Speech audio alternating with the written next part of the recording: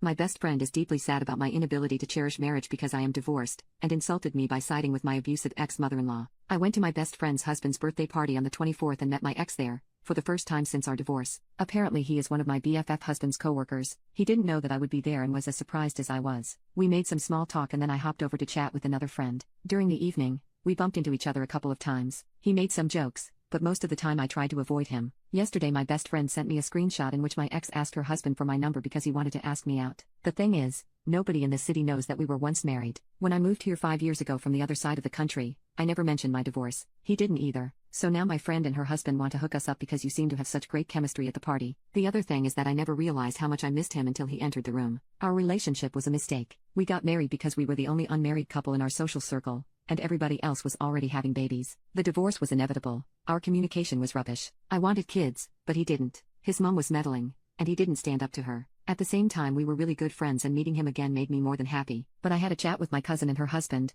who are spending Christmas and New Year's Eve with me, and they told me not to overreact and that being nostalgic for the things that could have been was natural during the holidays. So now I am debating to meet him, talk to him and be done for good, but the risk of catching feelings again is high. Update. Shortly after posting and before answering my best friend's message, I ran into my ex in the supermarket. We had a short talk. Everything was collegial and since I did not want to jump to conclusions without talking to him, we went for coffee afterward. Long story short, we agreed to stay at a friendly level, for our own good. He apologized for things he did/didn't do during our marriage. Then we discussed our friends. What some people asked in my op was why I never told my best friend about our marriage. The reason is that she might be one of the kindest people I know, but she is quite religious and extremely against divorce. In her eyes, you should better sacrifice your happiness for the benefit of others, so getting a divorce is the coward's way out. It means you don't deserve love. Her mother-in-law treats her like scum. Her husband stays quiet because she is glad that gave her the most important thing in her life and rather endures the rants and boundary stomping. So telling her about my divorce would have resulted in one of two scenarios. A. She'd never talk to me again because I unalivied the idea of marriage, or B. She'd try to get me back with my husband. Some days ago,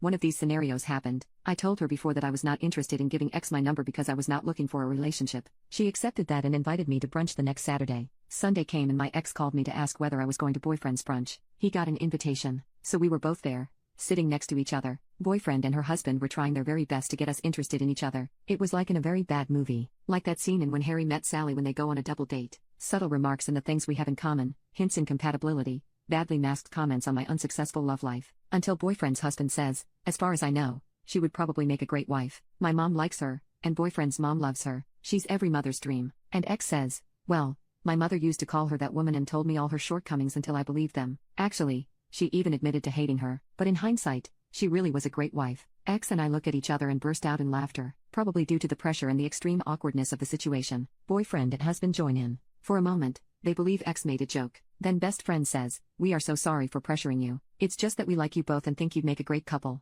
And ex takes out his phone, shows them a picture of our wedding day, and says, we did, but it did not work out and we're friends now. Who wants to go to the cinema? Chaos ensued. Worldviews broke. Boyfriend started crying. Boyfriend's husband was flabbergasted. They make us leave to readjust. Yesterday I spoke to boyfriend on the phone and explained everything thoroughly. The abuse by mother-in-law, the arguments, the incompatibilities, the mutual decision to end it, my fear of telling her. She was silently crying for my future. Quote, you are already so old and threw away your only chance of happiness. No wonder you don't find love. You threw it away. It won't come back. Your future with ex is riddled by betrayal. If you get back together, you can never mend what you tore apart. What will you tell any partner? I cannot understand how you could do that. You always seemed so compassionate. Why could you not understand the pain of your mother-in-law?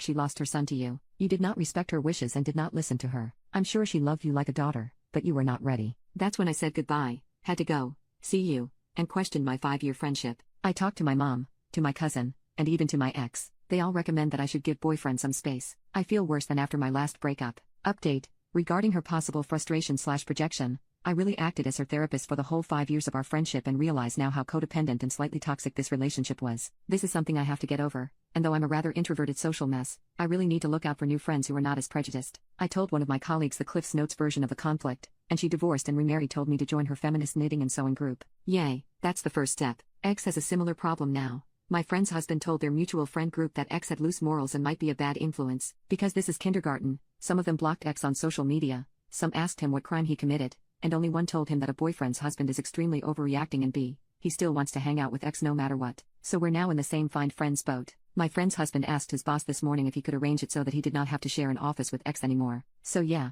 they are also cutting ties. And to the comments asking which culture we/they belong to, We're all generic Europeans. My ex-friends just belong to a strange Christian church, Protestant, not even Catholic.